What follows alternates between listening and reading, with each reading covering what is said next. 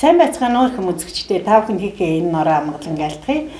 Монголын бурхан шашинтны төв гандан тэгчлийн хийдийн бэрэгдэх гандан телевизээс бэлтгэн явуулдаг гэгийн сэтгэлийн гэгээ нэвтрүүлгийн энэ удаагийн дугаарт одоо Монгол улсын соёлын гавьяа цэцгэлтэн нацагдоржийн шагналт зохиолч, сэтгүүлч, яруу найрагч Данзангийн намайг ураад байна.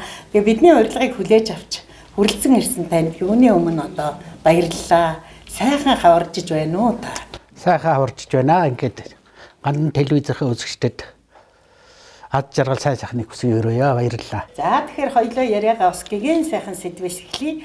Та 30 жилийн өмнө одоо нэг хамтлагийг одоо болгож ирсэн. Тэр бол Камертон хамтлаг. Таны 18 нас гэдэг сайхан дуу төрж тэр хамтлаг одоо даяараа Монгол даяар одоо одуулж исэн юм уу вэ? Тэгээ одоо энэ хүнийг 18 нас гэдэг шүлгийг хичээд тэр залуу сэтгэлгээгээр хандаж исэн гэхэд бараг л одоо бол их тийм сонир санагдж байгаа да залууст. За тэр дуунаас эхлэе. Гэгийн залуу наснаас хоёлоо эхлэе. 18 нас гэдэг дууг хэлэхээр Камертон хамтлаг санаанд буудаг. Энэ залуучуудад Камертон хамтлаг гэдээ хэлэхээр 18 нас гэдэг дуу нь бас сэтгэлдэнд буудаг юм шиг байгаа. Тэгээ 30 жилийн өмнө 18 нас гэдэг энэ дууг бичсэн байна. Ер нь бол дуу өөрийн одоо явах жим замтай түүхтэй байдаг. Нэг одоо залуусын продакшнаас залуу насны тухай 18 насны тухай дууны шүлгээ уралдаан зарласан. Тэр уралдаанд л зориулж бичсэн шүлгэлдээ тэгээд хожим нь Камертон хамтлагийн хамт олон сайхан дуу болгож гаргаж ирсэн. Өнөөдөр хүрэлцэн ирсэн бүх хүмүүст маш баярлалаа. Эва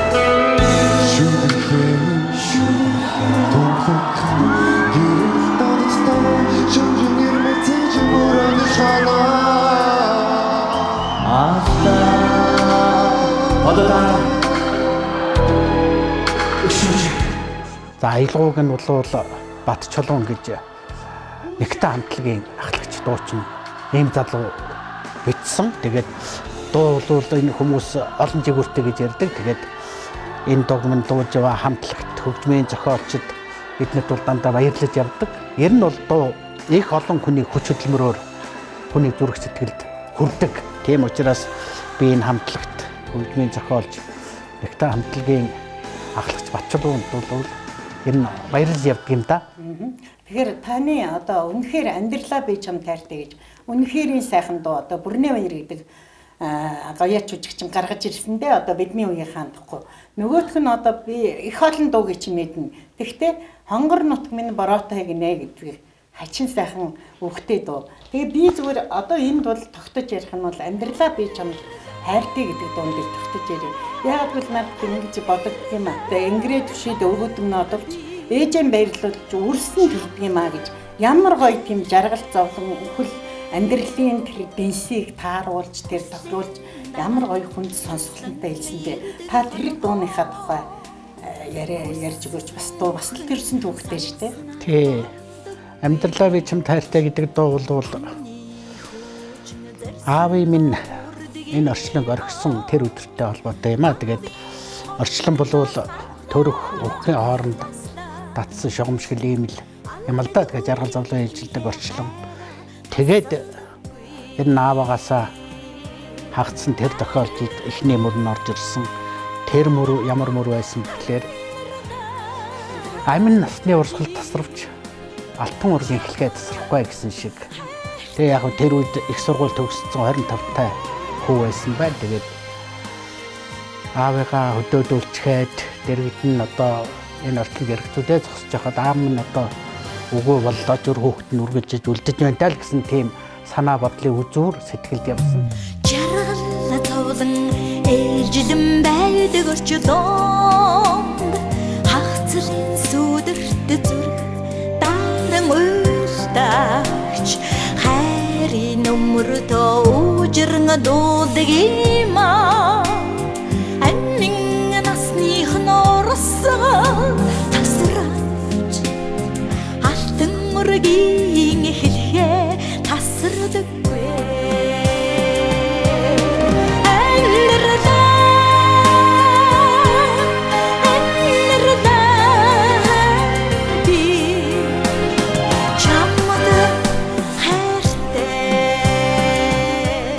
Тэгээд тэр үед бол тэр амин насны урсгал тасарч алтан ургийн эхлэхэд тасрахгүй гэсэн мөр орж ирсэн.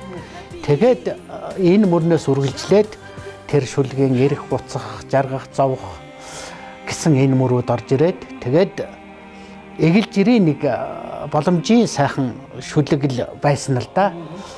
Тэгээ бас л одоо хөгжмийн зохиолч авж ил энэ дууг олон түмэнд хүргэсэн. Бүрнээ баярмаа сайхан дуулж олон түмэнд хүргэсэн дуу бол үндсэндээ 3 жигүүртэй гэж ингэж ярьдаг. Сүрд бодохноо дуу магадгүй 4 жигүүртэй гэж мэдэх юм гэж ингэж бодож байгаа юм. Тэгээд хамгийн хүчрхэг болоод жигүүр нь бол ард түмэн юм аа гэж. Тэгээд ард түмэн бүгдээр дуулдаг болсон байна.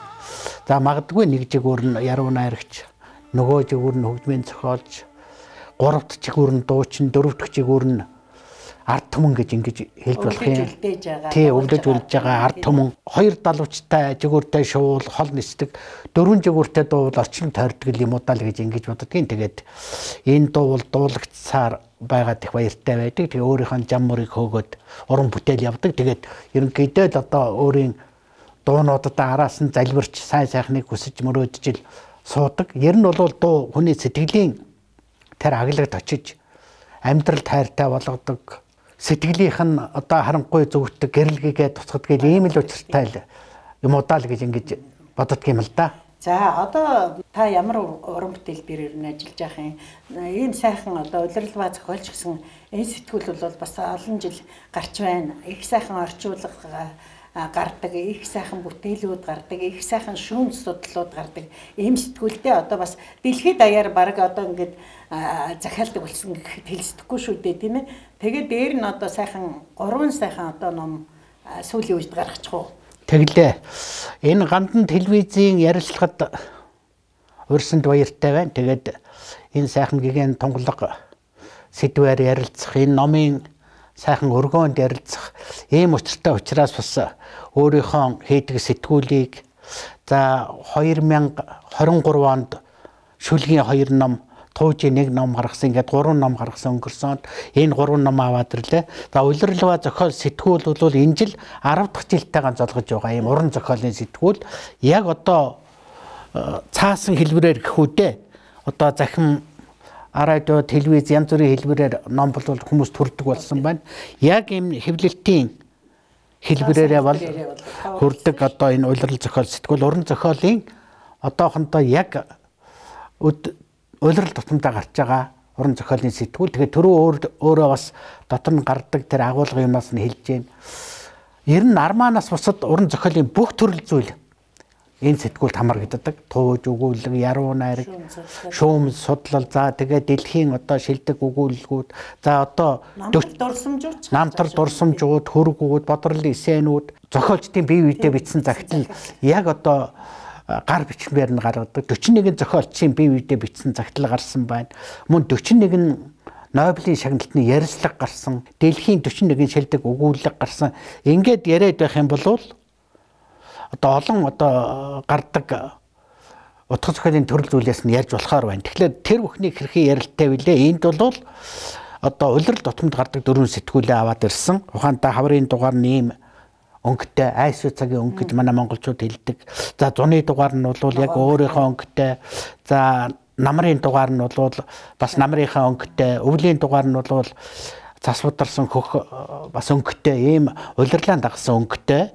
Тэгээ энэ жил одоо нэг онцлог нь бол гараад уншигчтай хүрээ, захиалагчтай очиад яг 10 дахь жилдээ гарч байна. Сая 41 дахь дугаарыг уншигчтай хүргэлээ. Одоо 42 дахь дугаараа гаргах гээд ингээд сууж байна.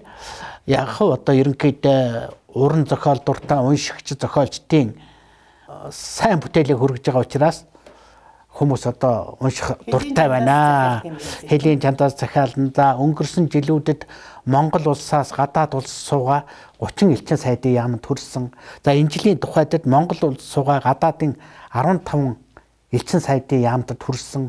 Тэгээд бас Монгол судлаач нарт хүрдэг ийм учиртай. Тэгээд энэ сэтгүүл бол одоо монголчуудаа гэгэрүүлэх, хариуцгах яг л одоо энэ гандан тэгшлэн хийдийн өв соёлыг хөгжүүлэх тэр чиглэлд хийж байгаа бас нэг оюуны ийм сэтгүүл болж байгаа гэж ингэж хэлж болно. Энэ нүүдэлчний тууж гэж бугуйл тоон тамхраанд тэнгэр гэрэлтэн гэсэн ийм хоёр туужаас бүтсэн Монгол ахын тууж. Жинхэнэ нүүдэлчний тууж л гэж би өөрөө одоо бодож бичсэн. Энэ нь бол унс улсууд ганц нэг судлаачд бол энэ чиглэлд бас уг хилээд санаа бодол яриад ингээд над дурам өгч байгаа.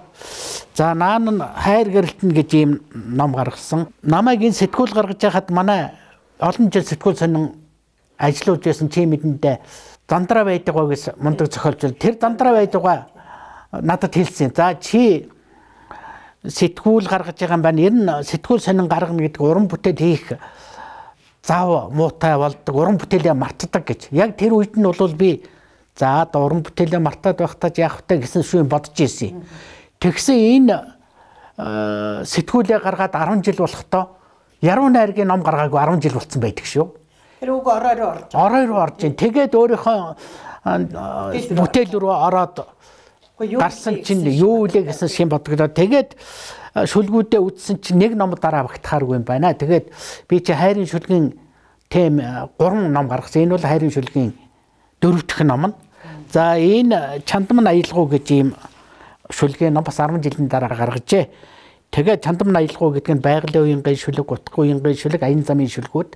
Тэгээд чандам аялгуу гэж нэрлсэн. Тэгээ өөрөө чинь надтай энэ гэгэрэл, оюуны өв соёл уламжлалын тухай ярилцж байгаа энэ сэдвт энэ хоёр бүтээлийн маань тухай, сэтгүүлийн маань тухай, номын тухай асуусанд Яруу найрагчийн хувьд, зохиол сэтгүүлчийн хувьд их баяртай байна.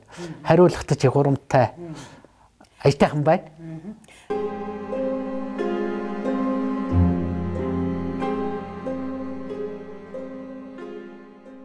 Наран алгаа тосном за алтанхан мяндаслаг зөв рүү зөөлөн ээжийн гар шиг дулаахан илчгиймэл туяа юуга дэвснэмдэ.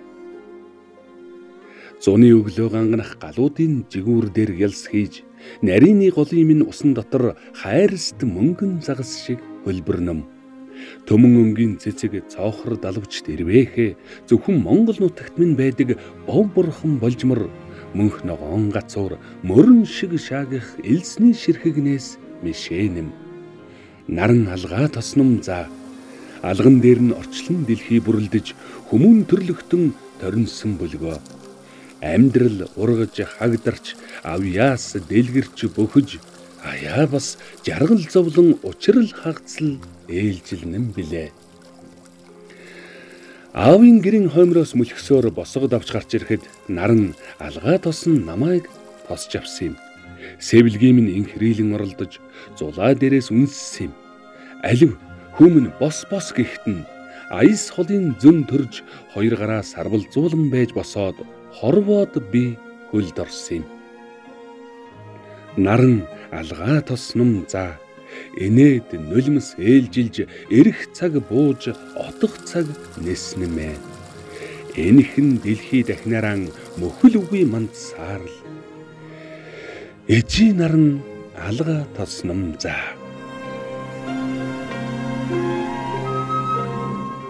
За би таныг хонгор нутгийнх гэдгийг юугаар мэддэг вэ? Хонгор нутг минь бороотой гин гэж гарчин сайхан дуу баасан төржин дуулсан. За тэгээ энэ сайхан дууг одоо ингэ сонсохоор үнэндээ л одоо юу гэдэг нь ган тайлсан юм шиг, сэтгэлийн ган тайлсан юм шиг, нутгийн ган тайлгдж байгаа шиг, бороо цэнгэлтэй байгаа шиг ингэж одоо төрслөгддөг байхгүй юу? Би бол Баян хонгор аймгийн Баяава сумын хүн. Баяава сумаас бол авиаснууд Эрдэнэт мэргэд их төрсэн ийм сумаа. Одоо ухаантай төрийн шагналт одоо хиймч Батсүрэн гэж хүн байлаа. Төрийн шагналтуудаа залуучуудаа сулж үжигчин Сосор Уран байна. За тэгээд олон одоо ардын авиаснууд бий. Дожогийн цэдэг үж гайхалтай одоо зохиолч байна. За одоо дуунуудын сайн мэдэнтэй одоо яг манай голын хүн байгаа. Гангийн чойжилж өгч. За олон сайхан дуун бий. Одоо дөрвөн улирлын өнгөө сайхан дуу бий. Энх хөлөрлөгөө сайхан дуу бий. За одоо хятад идэл одоо хятад монгол хэлээр бүр одоо үнэхээр өндөр авч जैन. Манай гангийн жойтлж нутг усны маань тэр хөгжмийн зохиолч дуу. Тэгээ отрын ядууч ингээд дуу одоо одоо хятад хэлээр нь монгол хэлээр нь дуулаад одоо үнэхээр ритмтэй хятад даяар одоо дуулж штэ. Ийм авьяаснууд л одоо манай Баяаваас хүмүүс төрсөө. Тэгээд түрүү өөрөө тэр хонгор нутгийн бороотой гэдэг энэ дууны тухай асууж байна. Уг нь нэр нь бол нутгийн минь сураг гэдэг нэртэй л да. Тэгээд нутагт бороо орно гэдэг бол үнэхээр одоо тэр нутгийн маань айсуу цагийн их гоё өнгө сэтгэл дуудаг. Тэгээд л тэр нутаг орноо санаж бодож байгаа л бид ер нь бол жаахан тийм гамдуу 100 бол одоо бороо орж ийн гэдэг сураг чимээ сонсох сайхан байхгүй. Тэгээд нутгийнхаа 4 удирлаар зохиомжлж хийсэн юм дуу. Тэгээ хөгжмийн зохиолч нь Жанцсан самбуу гэж бас манай Баяаваны хүн. Тий. Хөгжмийн зохиолч нь Баяаваны хүн. Тэгээ Баяаваны залуу сайхан олон сайхан дуутай биднээс одоо олон арга дуу бичсэн байна. Хөгжмийн зохиолч Жанцсан самбуу гэж тэр залуу бичсэн.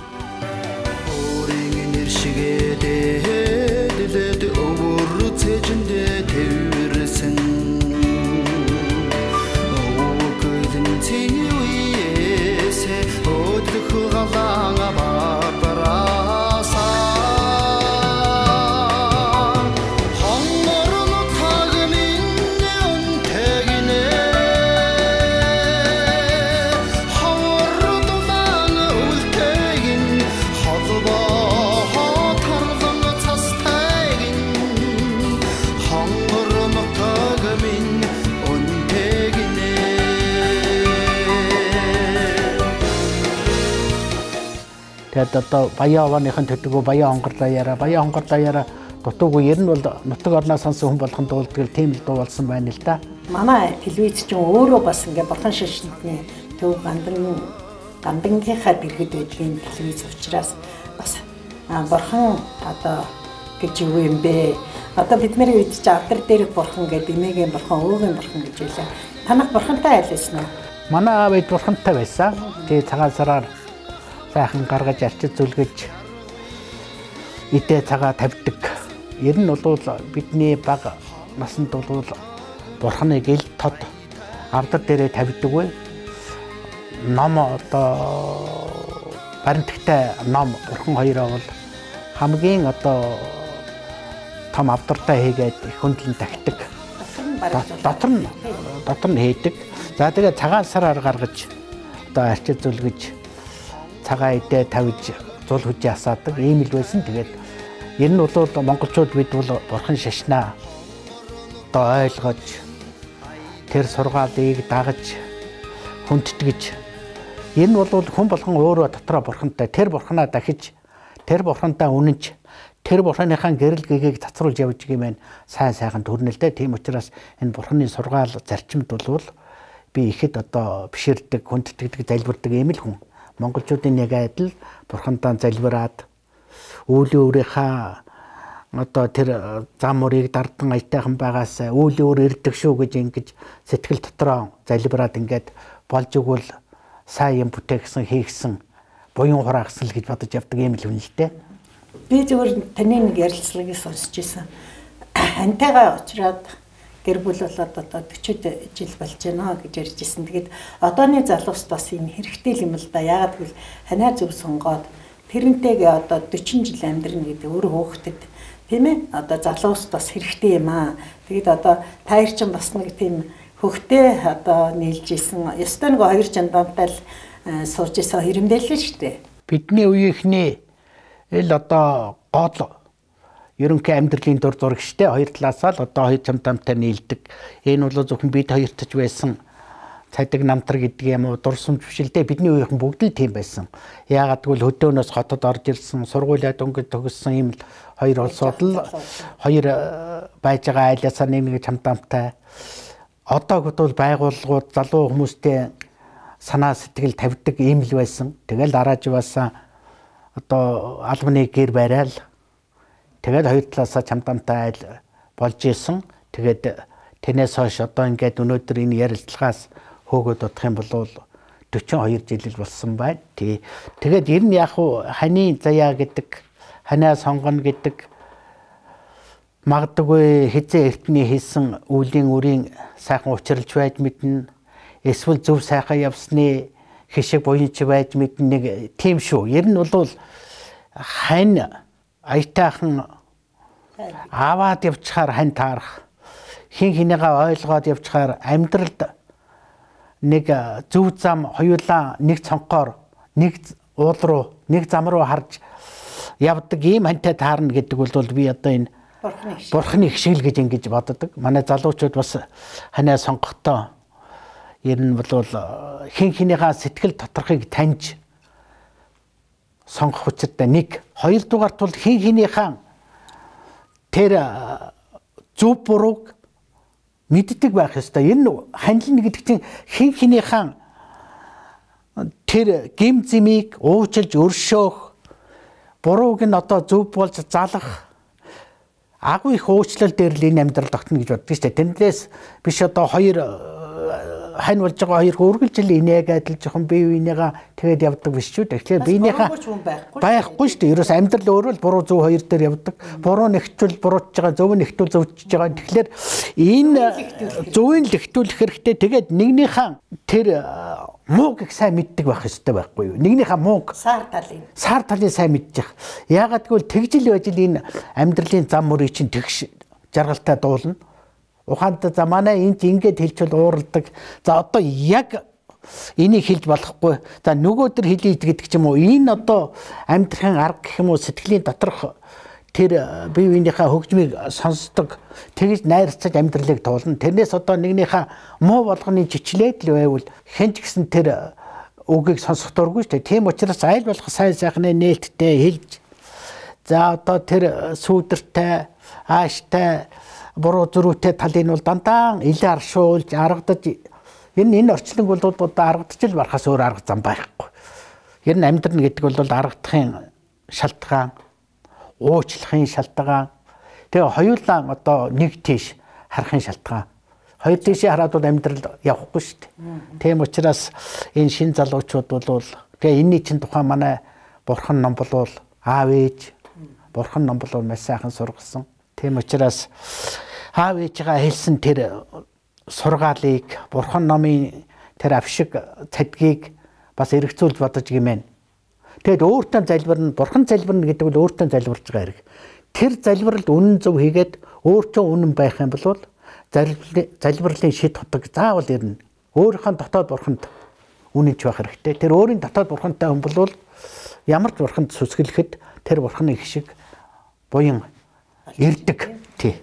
За тэгэхээр манай одоо сэтгэлийн гэгээгс нэвтрүүлэгт маань маш сайхан одоо гэгээлэг сайхан одоо амьдралынхаа тухай залуус сайхан одоо гэгээлэг одоо сургаал гэж хэлэх үү тийм ээ. Одоо бид нар чинь хүмүүст одоо сургах нас болцсон л доо. Тэглгүй яах вэ тий. Тэгээд өнөөдөр нацгад дөржин шагналт тийм ээ соёлын гавьяа зүтгэлтэн ийм сайхан яруу найрагч зохиолч сэтгүүлч юм гэгээлэг хүн орж байна. Тэгээд манай үзэгчид бас бодож байгаа яагаад гэвэл энэ хүнээр нэг сайхан шүлэг илүүлчихгүй бол энэ нэвтрүүлэг төгсөхгүй юм шиг санагдаж магадгүй. Тэгээд та манай үзэгчид зориулаад бас одоо нэг сайхан шүлэг явуулж өгөөч. Сайхан ерөөлтэй хүсэлт байна. Тэгээ ер нь сэтгэлийн гэгээ гэдэг энэ нэвтрүүлгийн нэр нь л гэхтэл одоо сайхан нэр байна. Хүн болгон сэтгэлийн гэгээтэй. Тэр гэгээг олж харах мэлмий хүн болгонд байх ёстой. Бусдаас хэн нэгнээс бие биенээсээ сэтгэлийн гэгээг нь олж хар. Сэтгэлийг нь олж хар. Сайн сайхныг нь олж хар. Сайн сайхныг олж харсан бол өөрөө сайн сайхнаар энергичдэг. Тийм ээ? Цэнэгшдэг. Энэ сайхнаа сайханд л санаа бодол үүсдэг шүү. Ухаандаа цэцэг харж яваа хүн бол цэцэгний л тухай бодохоос өөр юмны тухай бодох хүстэй. Тэгэхээр энэ сэтгэлийн гэгээ гэдэг нэвтрүүлэг үзэгчдэд Монгол түмэндээ сэтгэлийн гэгээг нээсэн оролцогч хүний сэтгэлийн гэгээ нь үзэгчтэй хурж очсон ийм нэвтрүүлэг байгаасаа л гэж ингэж бодож байна. Тэгэхээр өнөөдөр ч гэсэн дууны тухай, дууны уран бүтээлийн тухай, нутаг орны тухай, аав ээжигээ тагсал зовлонгийн тухай ярьлаа. Сэдв ярьлаа тийм ээ. Тий, энэ бол үнэхээр одоо сэтгэлийн гэгээн дотор л харагдах учраас тийм сэдв өгүүлэмжүүд байлаа гэж би одоо ярилцлагын төгсгөл бодож суuna л да. Би ч гэсэн энэ өөрөө чинь асуултанд хариулаад сууж явахдаа сэтгэлийн гэгээ минь бас их ундрахтай нартай болж дотор байсан сүүдэр маань хөөгдөгшгөл ингэ санагдаж байна. Тэгээд Чандамна аялгуу гэдэг номноос шүлэг уншиж өгье. Тэгээд энэ Гандан Дагчлан хийдийн төв телевизэд Гандан гэдэг телевизэд оролцсных буян номын ажиллаар энэ тэнд олон явлаа. Олон газар одоо бас очиж явсан. Тэр газрын маань нэгэн дэмчгийн хийдэл дээ. Дэмчгийн хийд бол одоо бас их өглөг хишиг буянтай, энергитэй, эрчтэй ийм газар. Тэгээ тэнд бичсэн нэг богинохон шүлгээ уншия. Дэмчгийн хийдэд нартай бороо зүсэрмүй. Тэргүүндээ улаан алчуур зангидаж тэмээ унан жанжуулсан үзгэлэнд бүсгүй тодормүй. Тэрл ариун зүгээс лимбийн аялгуу ихшгэлмүй. Дэмчгийн хийдэд нартай бороо зүсэрмүй. Дэмчгийн хийдэд давхар солонго татмүй. Тэнгэр лус инээмсэглэнхэн баясмүй. Худагт харивжаагийн өлөмжийн чанар төгөлдөр хувьд олонний сэтгэлээс зээ татан шуранхайлмүй. Дэмчгийн хийдэд давхар солонго татмүй. Дэмчгийн хийдэд ариун бурхад залармүй. Дээд гурван орны алтан хаалга нээгдмүй. Уншлаг номын аривс буян хурж утай таван богдод залбирал дун хөрмүй. Дэмчгийн хийдэд ариун бурхад залармүй гэж ийм шүлэг уншия да. За ингээд манай сэтгэлийн гэгээ нэвтрүүлэгт маань өнөөдрийн зочноор орогдож ирж бидний урилгыг хүлээж авсан танд их баярлалаа. Та одоо мөнхөд жаргаж яваарай, гэр бүлээрээ, хан дүүсээрээ дэлгэрч яваарай гэж хэлэх байна. Сэтгэлийн гэгээ нэвтрүүлгийн маань энэ удаагийн дугаарт Монгол Улсын соёлын гавьяа цэцгэлтэн нацаг зорчин шагналтай зохиолч сэтгүүлч Яруу Нарагч Данцангийн Ямаа оролцлоо. Ингээд дараагийн дугаараар бүгдээрээ уулзцаая.